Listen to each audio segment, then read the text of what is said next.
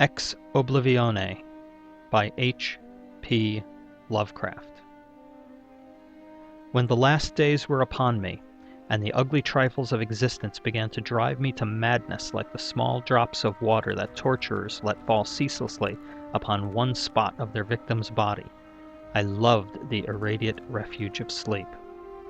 In my dreams I found a little of the beauty I had vainly sought in life, and wandered through old gardens and enchanted woods. Once, when the wind was soft and scented, I heard the south calling, and sailed endlessly and languorously under strange stars. Once, when the gentle rain fell, I glided in a barge down a sunless stream under the earth till I reached another world of purple twilight, iridescent arbors, and undying roses. And once I walked through a golden valley that led to shadowy groves and ruins, and ended in a mighty wall green with antique vines, and pierced by a little gate of bronze.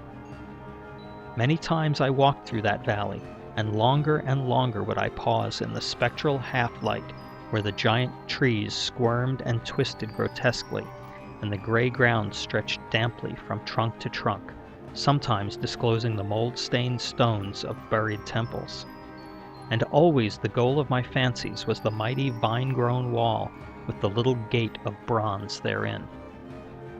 After a while, as the days of waking became less and less bearable from their grayness and sameness, I would often drift in opiate peace through the valley and the shadowy groves, and wonder how I might seize them for my eternal dwelling place, so that I need no more crawl back to a dull world stripped of interest and new colors. And as I looked upon the little gate in the mighty wall, I felt that beyond it lay a dream country from which, once it was entered, there would be no return. So each night in sleep I strove to find the hidden latch of the gate in the ivied antique wall, though it was exceedingly well hidden. And I would tell myself that the realm beyond the wall was not more lasting merely, but more lovely and radiant as well. Then, one night in the dream city of Zakarian, I found a yellowed papyrus filled with the thoughts of dream sages who dwelt of old in that city, and who were too wise ever to be born in the waking world. Therein were written many things concerning the world of dream, and among them was lore of a golden valley, and a sacred grove with temples, and a high wall pierced by a little bronze gate. When I saw this lore, I knew that it touched on the scenes I had haunted, and I therefore read long in the yellowed papyrus. Some of the dream sages wrote gorgeously of the wonders beyond the irrepassable gate, but others told of horror and disappointment. I knew not which to believe, yet longed more and more to cross forever into the unknown land. For doubt and secrecy are the lure of lures, and no new horror can be more terrible than the daily torture of the commonplace. So when I learned of the drug which would unlock the gate and drive me through, I resolved to take it when next I awaked.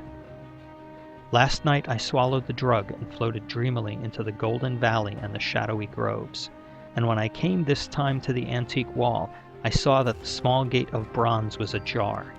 From beyond came a glow that weirdly lit the giant twisted trees and the tops of the buried temples, and I drifted on songfully, expectant of the glories of the land from whence I should never return. But as the gate swung wider and the sorcery of the drug and the dream pushed me through, I knew that all sights and glories were at an end, for in that new realm was neither land nor sea, but only the white void of unpeopled and illimitable space. So, happier than I had ever dared hope to be, I dissolved again into that native infinity of crystal oblivion from which the daemon life had called me for one brief and desolate hour. This is the end of Ex Oblivione by H. P. Lovecraft.